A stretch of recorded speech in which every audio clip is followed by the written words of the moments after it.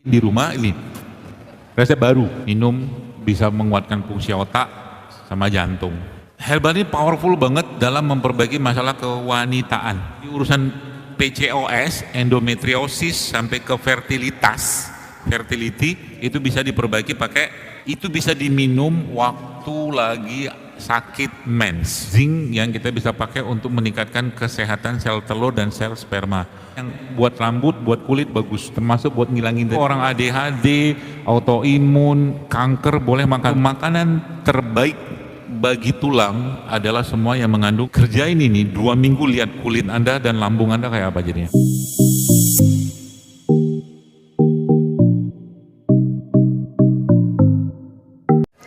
Daun pegagan, atau ya tahu kan pegagan? Itu pegagan adalah lalapan yang tinggi dengan omega 3-nya yang bisa buat menguatkan jantung sama otak. Jadi kalau pegagan itu Anda pegagan, daunnya kan mirip mangkok gitu kan, banyak di sawah malah. Itu ketemu sama jeruk lemon atau jeruk nipis, minum bisa menguatkan fungsi otak sama jantung. Itu pegagan.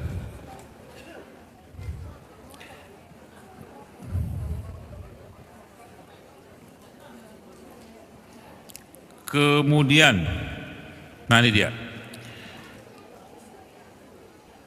Ada satu, saya nggak tahu ada apa nggak ya, yang si halba itu. Halba ada? Nggak ada.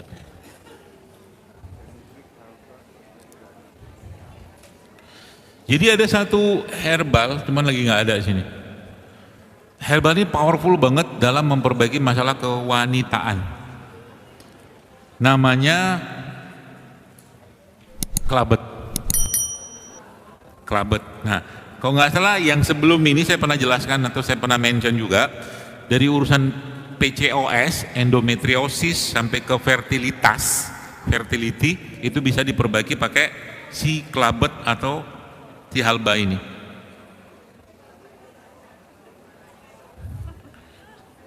Sudah tahu halba? Coba lihat di handphone. Tulis saja kelabet atau halba. Bentuknya kecil-kecil ya.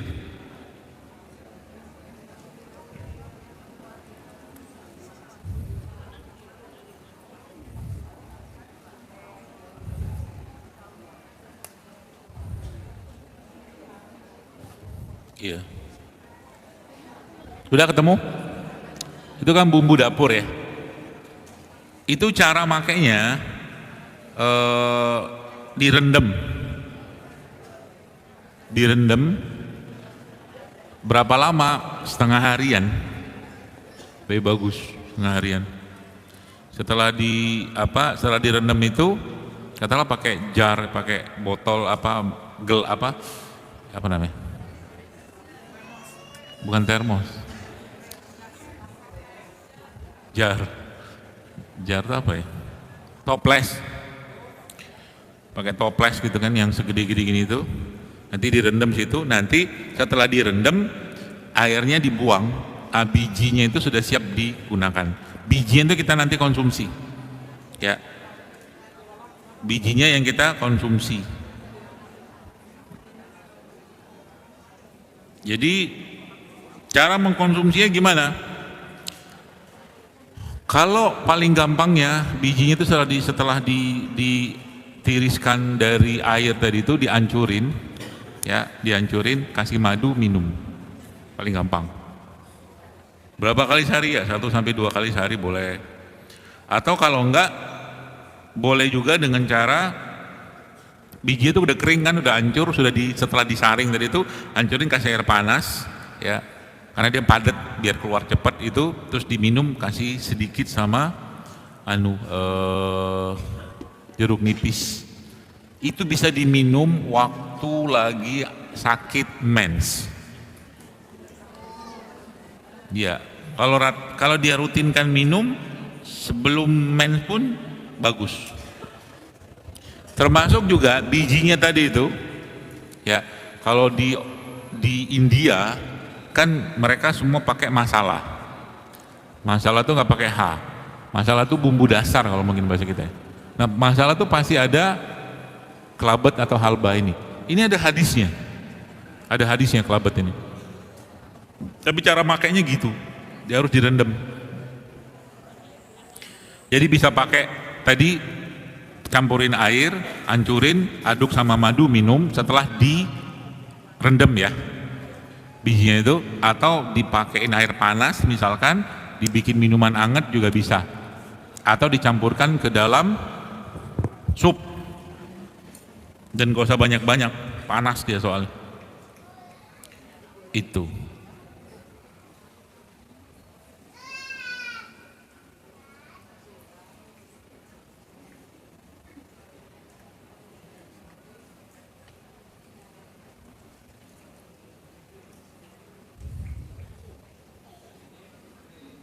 Nah, termasuk kelabet itu ketemu dengan cengkeh. Bisa Anda pakai buat masalah kewanitaan juga. Kelabet ketemu dengan cengkeh. Si fenugreek kalau nanti lihat kan bentuknya kayak bipolen ya, kecil dia. Itu juga bisa dipakai buat ini, buat kewanitaan, fenugreek. Di samping resep lamanya yang pernah saya sampaikan itu adalah menggunakan kunyit. Tapi kadang-kadang nggak semua orang dengan kunyit cocok. Ya, kunyit, sunyit, serai, jeruk nipis. Nih.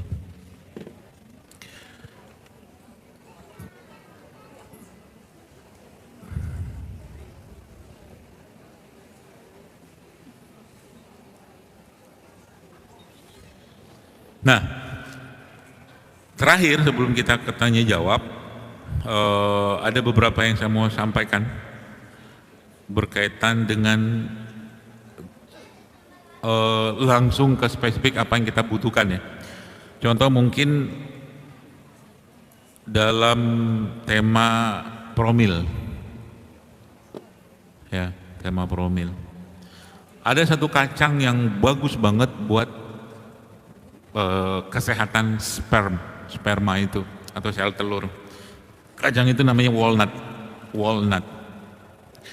Kemudian di samping itu kita butuh zinc yang kita bisa pakai untuk meningkatkan kesehatan sel telur dan sel sperma. Dapat zinc dari mana? Dari ini bisa, dari biji labu sama ini tadi apa namanya, kuaci, atau pakai oyster tahu kan, yang makanan itu apa, laut gitu kan. Satu lagi kalau ada bisa pakai, Indonesia nggak punya, cuman bagus ini kalau ada. Kalau di Malaysia namanya tongkat ali. Kalau kita di sini mungkin ya mirip-mirip sama pasak bumi. Mirip-mirip sama bumi. Gitu. Atau masih ada ataunya lagi, atau ashwagandha.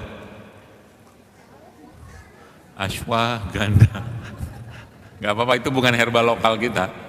Cuman ashwagandha itu salah satu herbal yang bagus banget buat menurunkan stres. Karena dia menurunkan kortisol. Itu ashwagandha. Kemudian ini buat rambut. Tadi sudah saya lupa tadi ngomong di depan tadi tentang kulit tadi kan. Ada satu minyak yang bagus namanya minyak kastor. Minyak jarak. Minyak jarak itu salah satu minyak yang buat rambut, buat kulit bagus, termasuk buat ngilangin tadi. Lupa saya ngomong tadi di depan tadi. Tapi buat perambutan ini sebenarnya perambutan, apalagi rambutnya rontok, bisa pakai perbawang-bawangan. Bawang merah boleh, bawang putih boleh, di kulitnya kepala. Atau juga bisa pakai VCO. juga bisa. Atau juga bisa pakai lidah buaya. Ambil lidah buaya, gosokin ini. Termasuk di sini juga nggak apa-apa. Gosokin. Kalau pencernaan, nah nih. Pencernaan tadi kan saya jelaskan, yang pertama serat, yang kedua semua yang fermentasi, makan tiap hari. Semua yang fermentasi, contohnya apa? Tape, tempe, kimchi, sauerkraut, apa itu namanya itu kan? Atau juga probiotik atau cuka juga bisa. Cuka yang paling bagus cuka apa? Cuka kamu.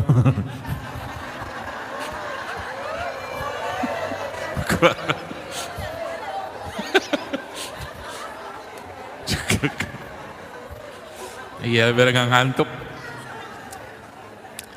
Jadi yang pertama tadi apa bisa apa lagi, nah nanti yang teman kita yang bikin ini nih, susu sapi, susu kambing ini, baru dia bikin yogurt dari susu kambing. Keren. Yogurt dari susu kambing. Yogurt itu bisa dipakai buat dimakan juga bisa.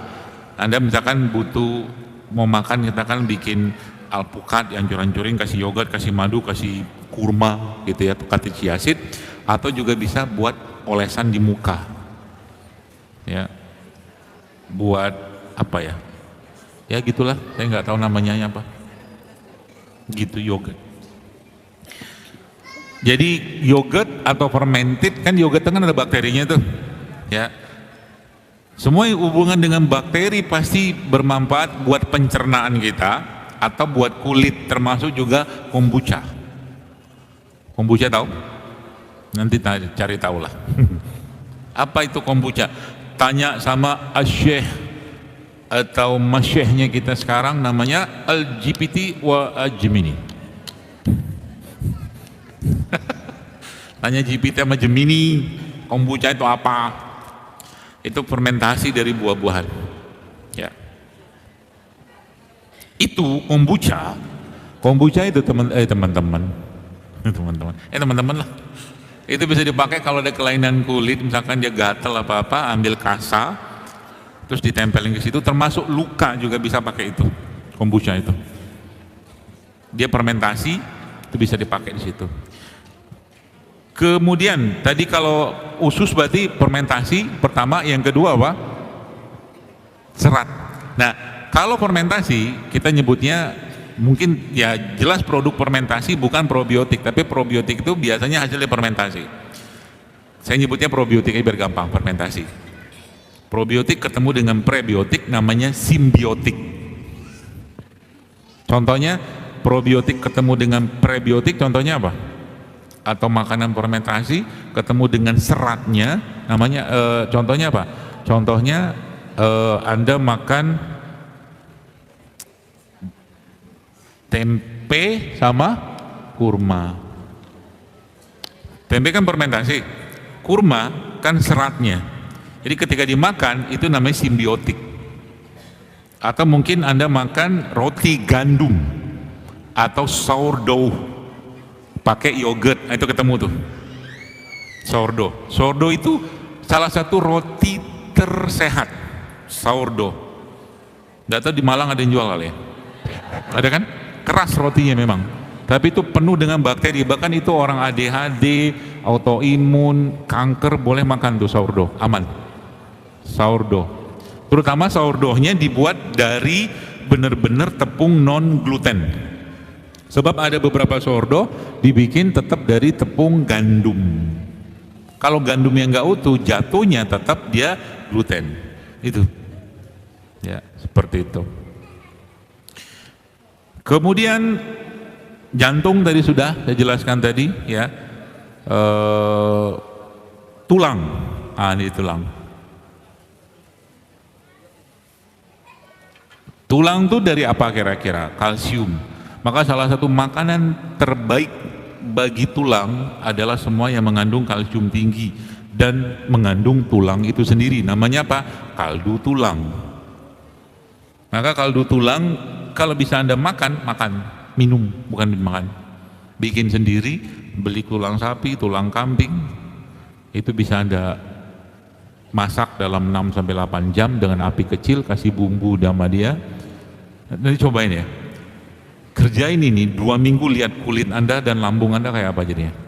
Pertama, kalau malas bikinnya, beli aja yang udah jadi kaldu tulang sapi, kaldu tulang ikan boleh, ikan gabus, ikan toman, atau mungkin tulang dari sapi, kambing juga boleh yang udah jadi itu misalkan. Lalu makan itu bukan wajib, lebih baik ada vitamin C dari cabai. Jadi makannya campuran cabai sedikit, entah cabai apa, pokoknya nggak perlu apa, yang penting vitamin C aja.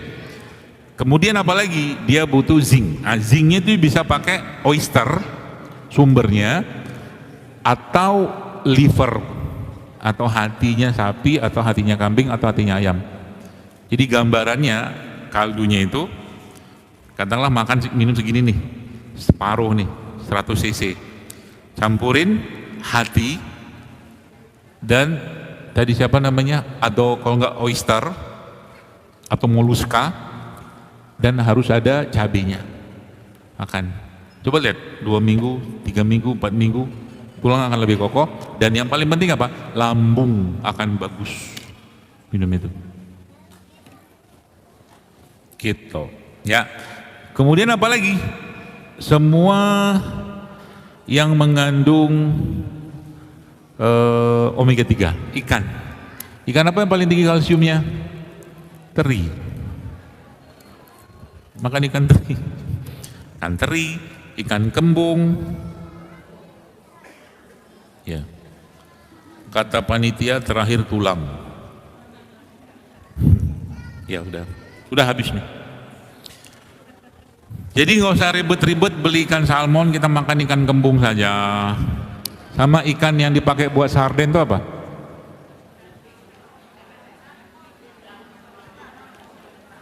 Apa? Yang dipakai buat sarden itu ikan apa namanya? Makarel. Itu juga tinggi kalsium. Ikan itu ya, saya kasih informasinya. Kalau bisa makan semuanya, tulangnya dimakan, kulitnya dimakan, sisiknya dimakan. Kenapa? Fish skin, tulang ikan itu tinggi banget kolagennya. Kulit ikan itu tinggi banget kolagennya. Tulang ikan juga tinggi kolagennya. Sisik ikan juga tinggi kolagennya. Itu kita buang semua. Makanya kalau bisa dibikin presto lebih bagus. Kalau presto kan dimakan semua tuh. Cari ikan yang tadi, yang tinggi kandungan termasuk omega 3-nya kayak kembung atau sarden atau makarel tadi, atau mungkin tongkol juga bisa. Ya. Termasuk juga nanti bikin di rumah ini resep baru. Pakai peptide atau buat kolagen dari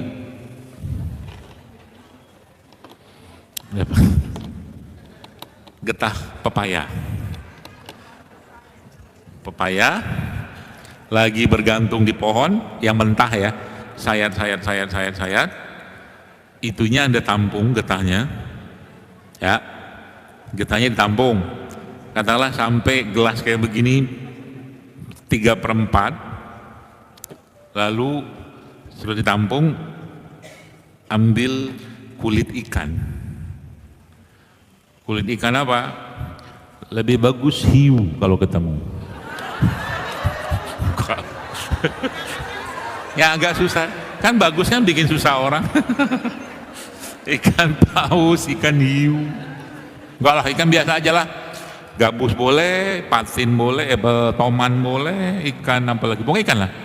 Kalau bisa jangan ikan tambak, jangan ikan yang makan pelet, ikan yang alami aja. Kan tadi kan 3/4 toh, ya kan? Itunya apa? Getahnya tadi itu, masukin si kulit ikannya. Penuh gitu, nanti sudah selesai, sudah masuk semua, masukin ke kulkas, ditaruh di kulkas 24 jam. Setelah ditaruh, ini ekstraksi namanya. Pakai getah pepaya. Kenapa getah pepaya? Karena getah pepaya itu tinggi enzim papainnya. Papain, ya. Berarti lawan dari enzim papain apa? Mamain. Udah. Mau. Saya kemarin di mana tuh ya? Oh, di Jawa Barat. Saya bilang, tapi ini ya apa? Jok bapak-bapak. Orang Sunda itu masuk rumahnya dari mana? Saya bilang. Dari depan, dia bilang. Kok lah? Dari samping. Kenapa? Karena kan tulisannya Wilujeng Sumping. Ya, nggak usah dipikir. Itu receh. Oke, nanti akhirnya diambil, kan nanti ini kan akan terfraksinasi dia. Akan ada yang bening, akan ada yang keruh. Yang diambil yang bening. Itu kolagennya. Kalau sudah ketemu kayak begitu, nanti gimana? Dia bisa dioles, bisa diminum, kepala, tulang, semua bisa. Nanti kita bikin kita lagi ada lagi nggarap produk yang punya albumin tinggi yang berasal dari ikan, gitulah. Nanti kasih tahu aja. Maka banyak-banyak makan ikan, terutama ikan-ikan yang tinggi albuminnya. Contohnya apa? Toman. Kan toman, di bawahnya toman ada gabus. Tuh. Baik, pas 10:30. Sekarang kita lanjutkan dengan pertanyaan.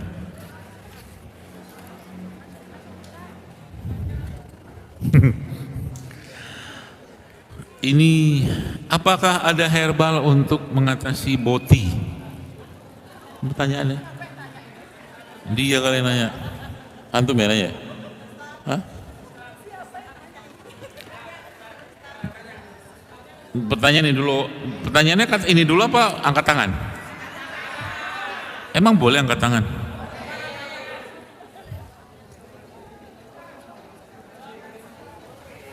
Terserah, saya ikut MC aja. Karena yang lembaran sedikit didahulukan aja. Oke, asyap. Ya. Saya mau cerita ini sedikit nggak apa-apa lah, tapi kayak bukan ngomong herbalnya dulu. Tema tentang ini, perboti-botian itu tidak akan mungkin lepas dari tema masalah dalam keluarga, entah itu di bapak atau ibu. Anak yang tumbuh ya, saya jelasin dulu ya. Anak yang tumbuh dengan kasih sayang yang sempurna dari bapak ibunya mustahil. Satu. Yang kedua, anak yang tumbuh dalam tema tentang agamanya itu nggak mungkin arahnya ke sana. Makanya salah satu yang saya pesan kepada Bapak sekalian, minta kepada Allah agar Allah menghidupkan kasih sayang dalam rumah tangga kita, baik sebagai bapak, baik sebagai ibu, baik sebagai suami, baik sebagai istri. Kenapa? Karena anak akan merekam itu. Ibu berperan sebagai ibu, jangan berperan sebagai Firaun. Sama. Kenapa Firaun? Ini saya ngomong begini nih ya, bukan tanpa dasar, tapi dari apa yang saya pahami, pelajari, dan saya lihat di kenyataan. Contoh begini ya, ini mohon maaf ya, nggak apa-apa kita bahas sedikit supaya kita Allah jaga ya, karena kan fitnahnya zaman sekarang itu luar biasa ya, pornografi ya, si LGBT segala macam itu kan nauzubillah min zalik, semua nauzubillah. Ketika seorang istri ini misalkan, ketika seorang istri nggak ketemu perempuan, nauzubillah min zalik, malah ketemu laki-laki. Sama juga dengan yang perempuan. Ketika misalkan nih suami itu otoriternya luar biasa terhadap istrinya, yang terjadi apa? Anak perempuan ngerekam. Wah, serem nih kayak begitu. Daripada aku ketemu laki-laki, mendingan aku ketemu nauzubillah min zalik, ketemu perempuan. Itu. Jadi permasalahan kayak begini itu, makanya ya, saya sampaikan kepada Bapak sekalian bahwa Allah sudah menjelaskan ku anfusakum wa ahlikum naro. Anfusakum, kita dulu, wa ahlikum, keluargamu, naro, dari neraka. Artinya apa? Rumah tangga itu bisa hidup kalau kalau di situ berlimpah cinta kasih sayang. Artinya apa? Orang tua jalankanlah peran sebagai orang tua, sebagai bapak, sebagai ibu, sebagai suami, sebagai istri. Anak akan ngerekam itu.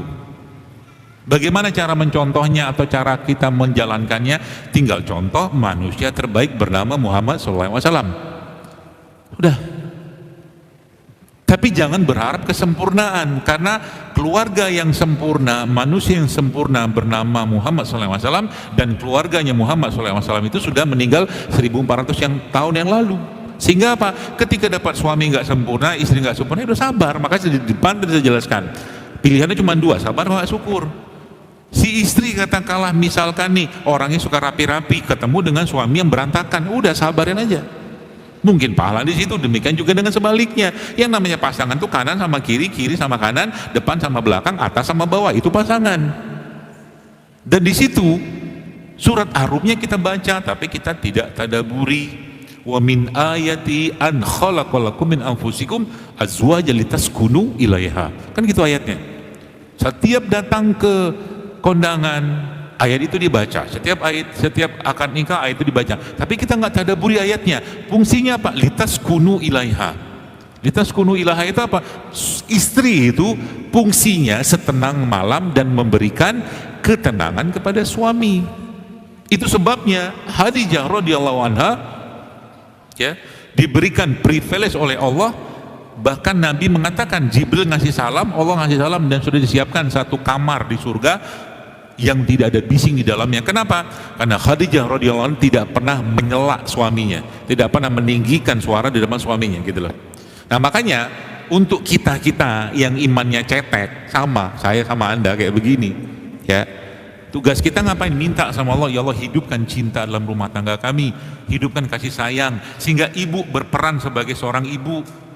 Masaklah gitu loh untuk anak-anak, karena anak-anak itu mau tidak mau dia akan merasakan kasih sayang, salah satunya dari masakan ibu.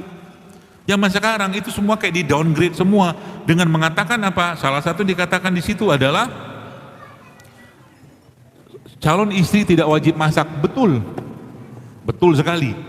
Tapi sayang kalau dia nggak bisa masak. Kenapa? Mau seenak-enak makanan apapun di luar sana masih tetap enak masakan emaknya kita. Itu kaidahnya kayak begitu. Makanya kalau rumah tangga itu hidup dengan cinta dan kasih sayang, oh masya Allah, mustahil ya terjadi masalah-masalah di situ. Apalagi dalam tema anak perempuan misalkan anak perempuan tuh harus punya bapaknya dia sebagai pacarnya dia. Anggaplah gitu, pacar pertamanya dia anak perempuan. Pacar pertamanya anak perempuan itu adalah bapaknya. Anak laki-lakinya sama. Bapaknya dia, orang tuanya, tempat dia ngomong. Jangan sampai misalkan nih anak laki-lakinya, ini salah satu catatannya buat kita semua. Apa itu catatannya? Misalkan untuk urusan dia mimpi basah, dia ceritanya ke guru bukan ke orang tua. Itu sudah kurang skornya kita sebagai orang tua. Artinya apa? Anak itu lebih dekat pada gurunya daripada bapak ibunya. Nggak boleh gitu loh. Jadi kita punya PR di sini jamaah sekalian. Untuk apa? Boleh alhamdulillah sekali kita jaga nih keluarga kita, ya. Kita semua di sini punya kesalahan, ya mungkin dulu pernah mohon maaf ngebentak anak, ngebentak suami, ngebentak istri dan seterusnya, sehingga mereka nge-record itu. Maka apa harus kita kerjakan? Minta ampunan sama Allah. Maka kalau saya ketemu dengan anak, ya mohon maaf anak kecil, bayi umur sekian bulan, umur sekian tahun, tiba-tiba disebutkan diagnosanya masalah jantung, yang sangkan saya tanya kali apa yang engkau lakukan terhadap anak ini waktu anaknya dalam kandungan? Karena nggak sejahat itu juga Allah memberikan penyakit buat anak umur segitu gitu loh. Pasti itu ada kontribusi orang tua. Apalagi dalam konteks penyakit gangguan-gangguan kayak seperti ini gitu loh kan. Kita harus benar-benar fokus di situ. Makanya saya aslinya ya mohon maaf ya, saya sudah jarang mau ngisi hari Sabtu Ahad. Kenapa? Itu buat saya hari keluarga. Ini spesial banget sama saudara. Serius, saya bukan melebay-lebayin, enggak. Kenapa? Senin sampai Jumat saya sudah penuh agenda saya. Sabtu sama Ahad saya mau hari keluarga saya. Kenapa? Ketika nanti di hari kiamat nanti saya tidak akan ditanya tentang Bapak Ibu sekalian, saya akan ditanya tentang keluarga saya. Gitu loh. Jangan sampai kita ngurusin orang keluarga berantakan. Enggak boleh kayak begitu. Ini berlaku buat semua. Ya, makanya akhirnya saya belajar lagi cara menjadi bapak seperti apa, cara menjadi suami kayak apa, istri juga belajar dan seterusnya. Ternyata banyak sekali gapnya kita dengan kebutuhan anak zaman sekarang. Bahkan sekarang tema tentang misalkan tema tentang pornografi itu tabu banget dibahas, nggak bisa, harus dibahas.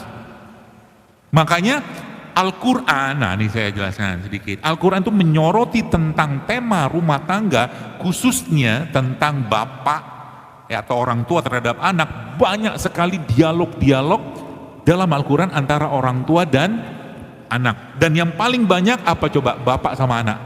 Bapak sama anak. Waktu Nabi Ismail mau disembelih, itu kan dialog. Ketika seorang nabi, lihat nih, ini pelajaran sedikit ya, enggak apa-apa ya. Kita sampai jam 11 kan? Masih ada waktu. Gak usah banyak-banyak pertanyaan. Belum tentu saya bisa jawab juga. Jadi, waktu Nabi Ismail mau disembelih, yang kita sorotin cuma kurbannya doang. Kalau kita sedikit mikir aja, Masya Allah, tabarakallah. Nabi itu kalau mimpi, pasti wahyu itu mutlak kebenarannya. Tapi Nabi Ibrahim alaihissalam ngajak dialog anaknya, nak, aku mimpi. Padahal yang dimimpikan tuh wahyu loh.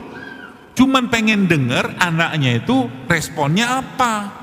Makanya banyak masalah dalam rumah tangga gara-gara apa? Nah, gara-gara bapak ibunya menjadi bapak ibu yang bisu. Bisu. Ini tamparan buat kita semua. Bisu itu apa? Anak nggak pernah diajak ngobrol, nggak pernah diajak dialog, nggak pernah diajak diskusi. Mereka tumbuh dengan pengaruh dari luar semua. Apalagi zaman sekarang handphone kayak begini. Kecuali kita tinggal di kampung, nggak pakai internet, nggak pakai handphone, relatif aman. Maka zaman dulu kan kejadiannya kan nggak separah sekarang. Kenapa? Akses informasi itu sekarang nauzubillah min dzalik. Ya, maka dibatasin, handphone juga dibatasin. Saya batasin handphone ke anak-anak saya. Ada waktu tertentu boleh main, habis itu tarik semua handphone, nggak ada main. Mau nangis nangis lah, mau teriak teriak lah, silakan. Rules is rules. Peraturan tetap aturan. Kalau saya gitu. Gitu loh. Jadi orang tua tuh tidak boleh hanya disorot menjadi tukang, terutama bapak. Makanya Ibnu Qayyim al-Jauziyah mengatakan di zaman sekarang ini sorotan terhadap seorang ayah atau bapak itu ya itu hanya sebagai tukang cari nafkah, dan itu benar, pencari nafkah dan lucu-lucuan. Nggak bisa. Nggak bisa. Quran ayat atau surat An-Nisa ayat 34, ar-rijalu qawwamuna 'alan nisa'i bima faddallallahu ba'dahum 'ala ba'din, itu menjelaskan tentang fungsi laki-laki dan fungsi perempuan. Itu aja kita benerin, ini masalah kayak begini insya Allah selesai beneran. Karena anak tuh ngerekam soalnya, Bu, Pak. Ngerekam. Ibunya disakiti. Tinggal kalau anak ini nggak belajar, misalkan dia akan mengulang siklus yang sama. Bapaknya disakiti oleh ibunya dan seterusnya. Makanya dalam tema rumah tangga itu jangan pernah berantem depan anak-anak. Atau yang kedua apa? Kalau ada masalah jangan pernah cerita ke orang yang tidak paham ilmu agama, karena solusinya pasti cerai doang. Cari yang lain. Udahlah cerai aja gitu. Nggak gitu caranya. Bersabar dulu, ya. Wah, kalau saya ceritain orang-orang yang saya tahu gitu kan, Masya Allah, tabarakallah, sabarnya luar biasa. Saya kadang-kadang ketemu orang kayak begini, pengen minta doa sama orang ini. Seorang ibu, suaminya ganteng, punya prestasi bagus, tiba-tiba sakit, hilang ingatan, kayak anak kecil lagi, sampai sekarang udah hampir 20 tahun lebih bertahan. Anak-anaknya jadi semua. Suaminya, oh Masya Allah, semoga Allah tolong beliau, Masya Allah. Itu dia masih bertahan dengan itu, suami itu. Sabar. Artinya apa? Secara uzur syar'inya sudah layak. Tapi belum tentu tentang tema pengorbanan segala. Makanya kalau di rumah, ya kalau nikah itu misalkan diniatkan karena Allah, bukan karena ganteng, bukan karena cantik, bukan karena ini, bukan segala macam, dan niat karena Allah, karena agama, insya Allah itu akan jadi satu kekuatan gitu loh dalam rumah tangga. Makanya kita benar-benar minta pada Allah agar jaga keluarga kita ini, dan termasuk salah satunya itu di doa zikir pagi dan petang kita. Allahumma inni as'alukal afwa wal afiyah fid dunya wal akhirah. Kan minta doa tuh, perlindungan atas bawah segala macam itu kan harus kita kerjakan mulai sekarang. Ya supaya apa? Ya tadi saya kadang-kadang membayangkan, ya, bukan membayangkan, ibu-ibu, bapak, anda sekalian ini, anda tuh lebih mudah demi Allah masuk surga daripada kami laki-laki, beneran. Maka tolong jangan perberat itu. Hisab suami kita tuh jangan diperberat lagi dengan ulah-ulah anda sebagai seorang wanita yang memang secara fitrahnya adalah dominasi dengan perasaan, gitu loh. Gitu. Ini pesan aja. Capek loh. Ya, makanya sekarang sudah tahu kenapa banyak kafe-kafe dan tempat makan. Jadi sebelum setelah dia kerja, sebelum dia ke rumah, dia mampir dulu ke kedai kopi, Dia cari ketenangan karena sampai rumah masalah lagi datang ke sana, urusan lagi dia kerjakan di sana dan seterusnya, yang sebenarnya kalau sudah mau bagi-bagi tugas selesai. Makanya kayak gini tuh perlu kita pelajari juga gitu loh. Ya, pertanyaannya terus apa, adakah herbal? Ya kalau bisa bilang ya tergantung. Herbal paling utamanya apa? Quran. Dalam tanda kutip herbal. Ya, baca rumah itu. Nah, ini salah satu nih ya. Jangan pernah lewatkan tiap hari baca rumah Anda dengan surah Al-Baqarah. Entah satu ayat atau berapa ayat atau ayat-ayat tertentu, misalkan nih ayat pertama sampai ayat keempat, kemudian itu atau mungkin itu salah satu wiritannya saya. Kalau mau diikutin nggak apa-apa, kalau mau yang lain juga nggak apa-apa. 1 sampai 4 sampai muflihun itu, habis itu baca lagi wattabau matatlu syayatinu ala mulki Sulaiman, itu sebenarnya ayat ruqyah. Wa ma kafara Sulaiman walakinna syaitana kafara, seterusnya. Habis itu ayat kursinya, 1-2 ayat setelahnya la ikraha fiddin qad tabayyana. Hafalin, minta perlindungan sama Allah.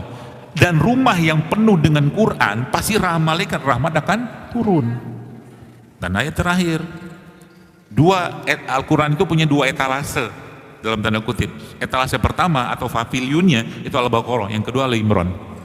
Itu 2 surat yang kata Nabi SAW itu bisa memberikan syafaat kalau kita menghafalkannya, entah hafalan 1, 2 atau mungkin semuanya. Jadi kalau punya mau target hafalan Quran, 2 surat ini hafalin, karena dia akan menjadi pembela kita nanti di yaumil hisab, di samping surat-surat yang lain ya, ada tabarok, ada apa segala macam seperti itu.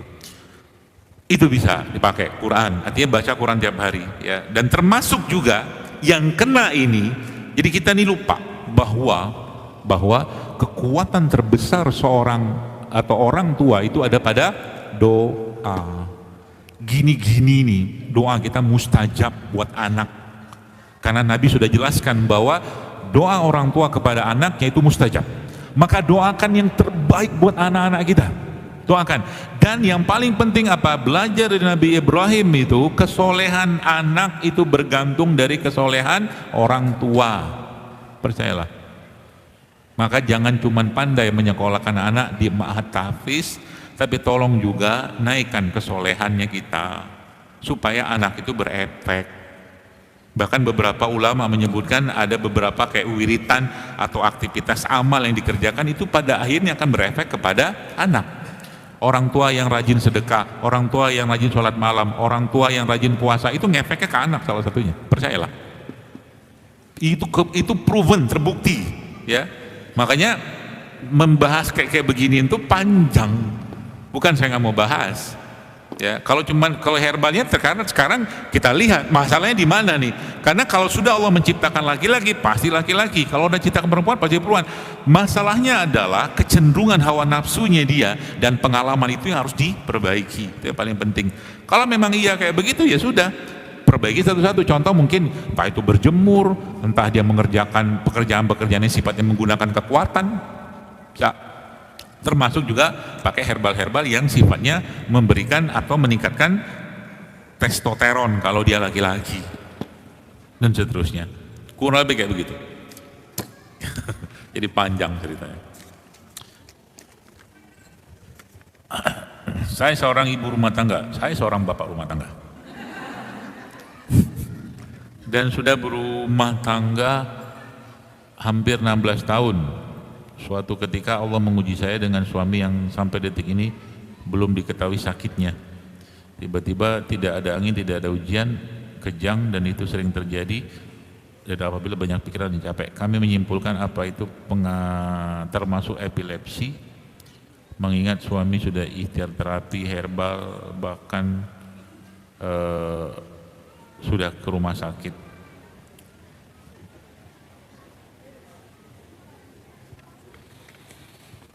Jadi saya cerita begini ya, saya ingin mengembalikan keimanan kita, keyakinan kita kepada Allah.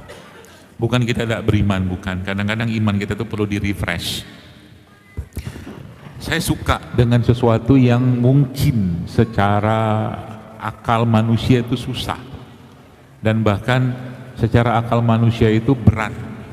Contoh nih, Waktu beberapa waktu lalu, kurang lebih sekitar setahun atau 2 tahun yang lalu, saya ke Korea. Saya bertemu dengan teman-teman Muslim di sana yang kerja di sana, dan bertemulah saya dengan seorang ibu-ibu lah, akhwat dengan suaminya. Suami orang Bangladesh, Muslim. Dia cerita ke saya, sudah hampir 7 tahun apa 8 tahun sehingga saya itu nggak bisa hamil, Dan dokter di sana mengatakan ini confirm you cannot pregnant lah, bisa gitu kan. Anda nggak bisa hamil. Saya kalau dengar kata-kata gitu suka saya. Kenapa suka? Ya itu kan katamu, kata Allah belum tentu. Gitu kan. Tiba-tiba terlintas aja saya bilang sama orang itu, sudah gini aja deh. Saya nggak tahu herbalnya apa. Ada beberapa saya sarankan minum herbal segala macam, ada saya sarankan. Tapi masya Allah tabarakallah, tiba-tiba saya bilang gini, Mas, saya bilang gitu kan, pakai bahasa Inggris.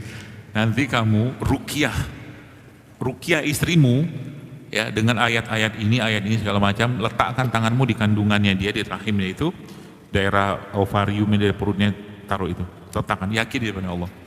Ada beberapa herbal saya sampaikan, itu sudah didiagnosa kompom nggak bisa hamil karena autoimun. Allahu Akbar, 3 bulan kemudian dia WA saya, sekarang istri sudah hamil. Gitu. Kayak gini juga sama.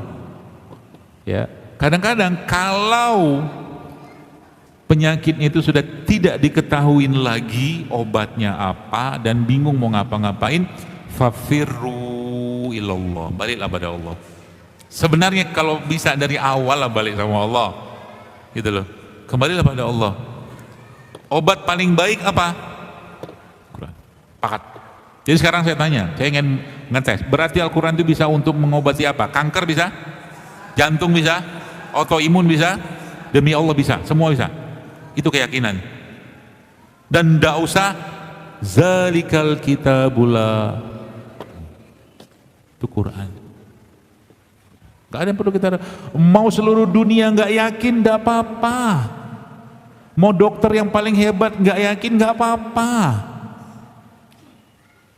Quran itu kitab paling sombong di dunia, tapi memang harus sombong. Kenapa harus sombong? Anda katakanlah seorang dosen, penelitian Anda indeks Scopus Q1 segala macam, bisa nggak Anda ngomong di depan orang, ini penelitian saya ini terbaik, nggak ada salahnya, nggak ada kelirunya, dan tidak akan mungkin terkalahkan? Mana bisa? Tapi Quran ngomong apa? Alif lam mim zalikal kitab. Ayat kedua sudah ngomong, ayat pertama pun kita bikin pusing, ini artinya apa? Alif lam mim, sampai sekarang kita nggak bisa ngartikan alif lam mim itu apa. Zalikal kitab la raiba fi, itu iman. Makanya kan ini semua sebenarnya layer kedua, ketiga, keempat. Layer pertamanya Quran sampai 3 layer. Makanya pernah saya jelaskan juga di sini di pertemuan kemarin. Apa yang saya jelaskan di sini? Saya bilang bahwa nanti coba tanya sama GPT sama Gemini itu berapa kali kata syifa disebutkan Allah dalam Al-Quran. 4 kali seingat saya. 3-nya itu ditautkan dengan Quran, 1-nya pakai madu. Tahu maksudnya apa? Maksudnya adalah dalam urusan materi atau fisik, Allah cuma mengambil madu sebagai anunya, penyambungnya dengan kata syifa itu. Tapi untuk 3 yang lain itu semua pakai Quran. Artinya apa? Masalah kita zaman sekarang yang kita fokusin adalah ke materi, bukan ke Quran itu sendiri. Sehingga terjadi apa? Ya kita, apa bener ya Quran bisa ngobatin ini? Apa bener? Pertanyaan gitu. Gimana, apalagi muncul pertanyaan kan, gimana mekanismenya ya segala macam. Kadang-kadang kita nggak perlu tahu. Ya, itu satu. Saran saya kepada ibu yang bertanya ini. Yang kedua apa? Ada banyak herbal-herbal yang bisa digunakan untuk memperbaiki fungsi otak, terutama mungkin kejang-kejang ini. Ya, yang pertama apa? Pegagan tadi juga bisa, pegagan. Coba kasih jus, mungkin bukan jus ya, mungkin entah kapsulnya, entah apa, nanti coba yang sudah kering juga boleh, kasih ke beliau untuk otak, satu. Yang kedua, yang berikutnya apa? Ini Yasid. Yang ketiga apa? Alpukat. Yang keempat apa? Kolin itu ada pada ini nih, telur, kasih beliau telur, itu tambah dengan Quran. Yang paling mudah tapi dahsyat kalau kita yakin apa? Air zam-zam. Air zam-zam. Kata Nabi SAW apa? Saya tanya kepada kalian, pernahkah minum air zam-zam sambil doa, ya Allah Dengan zam-zam yang kuminum ini kita berdoa, hilangkan dahagaku di padang mahsyar nanti. Kayaknya belum ya. Nanti kapan-kapan kalau minum zam-zam doanya kayak begitu. Doanya sampai, ya Allah, dengan air zam-zam yang kuminum ini mudahkan aku bertemu Rasulullah di Telaga Al-Kautsar. Top. Iman tuh udah menjangkau. Makanya para sahabat itu kenapa mereka tuh disebut dengan kuntum khairu ummah. Mereka tuh sudah hidup jasadnya doang di dunia, tapi jiwanya, ruhnya sudah di surga sana. Sudah ngebayangin di sana. Itu zam-zam. Coba kasih zam-zam tiap hari itu, ya. Mudah-mudahan membantu. Termasuk juga ini coklat bawang putih. Kalau ini kan sudah bawang putih yang dimasukin apa, bawang lanang yang masukin madu juga bisa sebenarnya buat jantung, buat pembuluh darah. Itu aja dikerjain. Mudah-mudahan ada kesembuhan. Karena apa? Karena kalau kita sudah pasrah, kita sudah ikhlas, sudah tawakal, kadang-kadang jalan kesembuhan itu mudah. Yang membuat seseorang itu sulit disembuhkan sama Allah atau belum disembuhkan sama Allah, kadang-kadang masalahnya bukan di apa yang dia makan secara herbal, ya, tapi kadang-kadang masih ada sombong, masih keras hatinya, masih tak mau dinasehatin dan seterusnya. Begitu. Saya bulan lalu mengalami perdarahan abnormal di luar siklus mens. Sempat USG, dinding rahim ada penebalan dan seterusnya. Saya cepatin aja ya. Alhamdulillah hari ini saya selesai men. Apakah ada saran makanan agar tidak muncul lagi perdarahan? Ada, lidah buaya. Lidah buaya ini coba labu kan? Labu. Makan makanan lidah buaya karena dia sifatnya mendinginkan. Kan ceritanya ini kan biar nggak perdarahan lagi. Gitu. Itu juga bisa sekaligus buat promil. Dan hindari makanan-makanan, bukan makanan, herbal-herbal sifatnya panas. Termasuk jahe-jahean tuh panas. Apalagi itu, ketumbar juga panas. Fenugreek, labat tuh panas. Hindari aja. Kurma juga bisa Anda makan sebagai sumber kalium dan besinya. Kalau perdarahan ini juga bisa dipakai untuk menyuplai, membantu meningkatkan HB. Pakai apa? Ini bisa di blender sama kurma. Blender sama kurma, campur madu sedikit secukupnya dan campur jahe. Bisa. Wallahu a'lam bishawab, pas jam 11. Gitu. Emang masih boleh tanya? Bentar.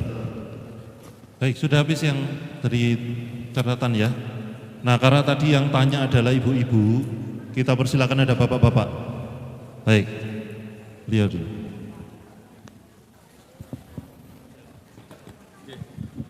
Terima kasih. Saya pertama kali ikut ini dan sangat bermanfaat. Banyak hal yang saya dapatkan, Ustadz. Dari paparan tadi, yang saya tangkap pertama bahwa penyakit itu berlatar belakang dari keluhan kalau nggak salah tolong dibenarkan. Kemudian ya dari keluhan itu kemudian sumbernya adalah lambung. 80% hormon kebahagiaan itu dari lambung. Jadi untuk makan lambung ada dua, yaitu serat, makanan berserat, dan yang kedua adalah probiotik fermentasi. Pertanyaan saya, ini ada singkong, tape singkong, Ustaz. Satunya singkong itu seratnya sangat tinggi, kemudian fermentasinya pakai ragi menimbulkan manis. Nah ini pertanyaannya, bagaimana pengaruhnya terhadap penderita diabetes? Sementara ini saya ada dua pendapat. Yang saya baca itu satunya tidak kurang baik buat penderita diabetes, tapi satunya itu menyatakan baik karena ada unsur probiotiknya itu. Sebetulnya yang benar itu bagaimana? Terima kasih, Ustaz. Baik, jadi beliau bertanya tentang dia tape. Tape itu kan karbohidrat. glukosa kan yang kan ditambahkan dengan apa tuh namanya ragi Saccharomyces jadi tape. Pertanyaannya kalau buat orang diabetes kan itu kan kira-kira makan tape itu gimana? Sedangkan beliau mengatakan bahwa ya ada orang yang parnonya luar biasa ya terhadap apa tuh namanya perkarbohidratan sehingga gak makan sama sekali itu terutama orang-orang yang diabetes. Dan ada juga yang bapak-bapak makan aja. Kalau bapak tanya sama saya milih yang mana? Saya milih di tengah-tengahnya. Pertama apa? Gini. Kalau sekarang kita bicara tentang madu tuh boleh dibilang isinya kan gula semua. Glukosa segala macam lah gitu kan. Tapi glukosa. Tapi dalam madu isinya bukan gula doang. Ya. Ada seratnya, ada vitaminnya, ada asam aminonya, ada proteinnya dan segala macam. Sehingga sebenarnya kalau madu dimakan atau dikonsumsi buat orang yang kena diabetes, logika kita mikirnya itu bahaya nggak? Logika mikir bahaya, tapi aslinya kalau Anda baca datanya, kalau madunya benar, bukan campur ini dan palsu segala macam, justru malah madu itu kalau baca datanya dia obat buat diabetes gitu loh. Kenapa? Karena dia isinya bukan cuman gula doang ya, termasuk juga kalau kita bicara ini saja kalau kita makan buat orang diabetes boleh nggak? Catatannya kalau tanya boleh atau enggak, jawaban saya boleh, tapi tidak berlebihan, sebatas kebutuhan konsumsi kebutuhannya dia. Tapi dia makan ini, orang diabetes katakan kencing manis itu makan ini, dibandingkan dia makan nasi kayak begini, kan sudah saya jelaskan banyakkan serat yang mana. Ini kan masih ada jaketnya, apalagi ini difermentasi. Nah saya jelasin lagi ilmunya. Kalau Bapak Ibu tahu tentang kedelai itu adalah salah satu biji-bijian yang berlimpah dengan vitamin ya. Tapi menariknya dalam kedelai itu tidak ada vitamin B17. B17 hanya bisa ditemukan di dalam protein hewan. Hanya bisa. Tapi ternyata ketika kedelai difermentasi, namanya apa? Tempe. Dalam tempe itu muncullah vitamin yang ada di dalam protein hewan. Apa poin di sini? Fermentasi itu meningkatkan banyak kandungan pada satu produk, bahkan kedelai juga sama. Kedelai itu dari mulai kaliumnya, magnesiumnya, segala macam meningkat drastis di kedelai yang sudah difermentasi yang namanya tempe. Saya belum baca datanya ini, tapi saya yakin ini juga sama. Artinya apa? Asal jangan makannya sekilo, makan sepotong, 2 potong gitu kan, dan tidak was-was dan tidak curiga dan tidak banyak tuduhan sama dia, makanlah. Kenapa saya katakan gitu? Kalau makan begini, ini kan contoh gini logikanya, nih katakanlah nih dia makan segini pengen nyobain tape, tapi waktu makan ini kira-kira kalau saya makan bikin gula darahnya naik kayak tuk mikir panjang, mendingan gak usah makan. Karena sepotong kayak begini, coba aja lihat nanti habis itu naik gula darahnya. Kenapa? Udah cemas duluan. Itu ilmunya badan kita itu. Ya makanya waktu saya pernah mendapat ilmu dari salah satu guru saya itu, dia dulunya bisa makan udang. Entah kayak gimana, mungkin enzim di badannya itu bermasalah segala macam. Terus beliau memperbaiki dengan makan probiotik dan segala macam, hebal gitu kan. Akhirnya kan tetap muncul ketakutan kalau makan udang. Apa yang dia kerjakan?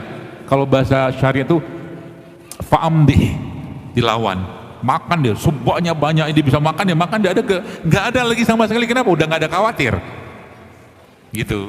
Jadi kalau misalkan masih ada kekhawatiran, dengan penjelasan ini pun masih ada kekhawatiran, cemas segala macam, mendingan nggak usah. Tapi secara fakta dia sangat sehat aslinya.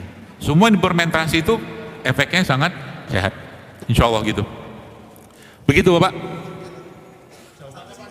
Hah? Jalan.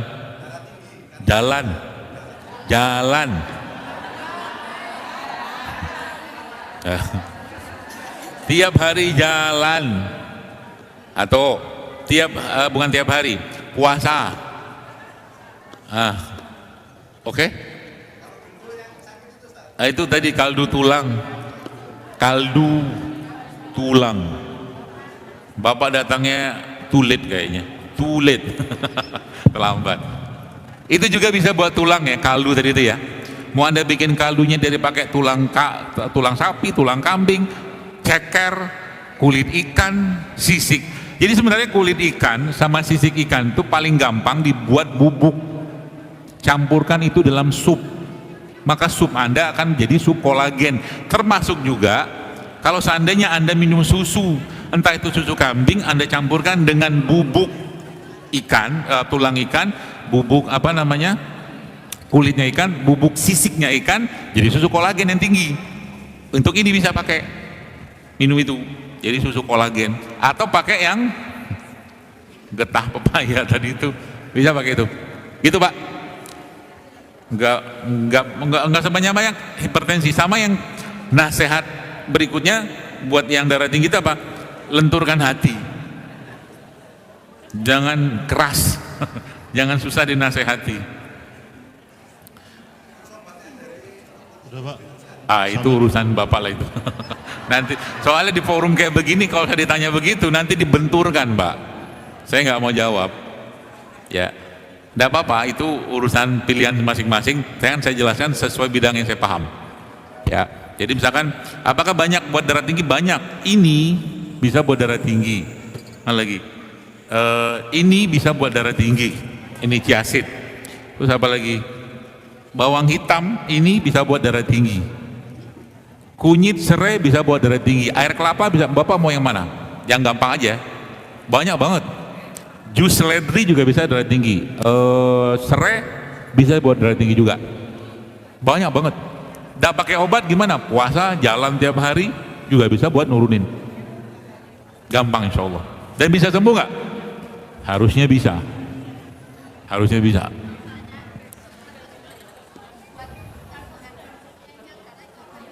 Semua bawang-bawangan itu pengencer darah. Semua bawang-bawangan itu pengencer darah. Berarti bawang hitam masuk nggak? Masuk. Bawang putih masuk nggak? Masuk. Bawang merah masuk nggak? Masuk. Bawang bombay masuk nggak? Masuk. Semua bawang. Iya, yang tadi tuh, yang mana tadi? Bawang tadi. Mana bawang ini? Jadi makan lah. Makan. Ini kalau yang hitam ya, ini kan difermentasi. Kalau bawang putih boleh dibangkan nggak? Jangan digigit langsung, nanti rontok kita punya gigi. Kalau bawang putih itu bagusnya hancurin, kasih madu, telan, dorong pakai air. Tuh pengencer darah. Gitu.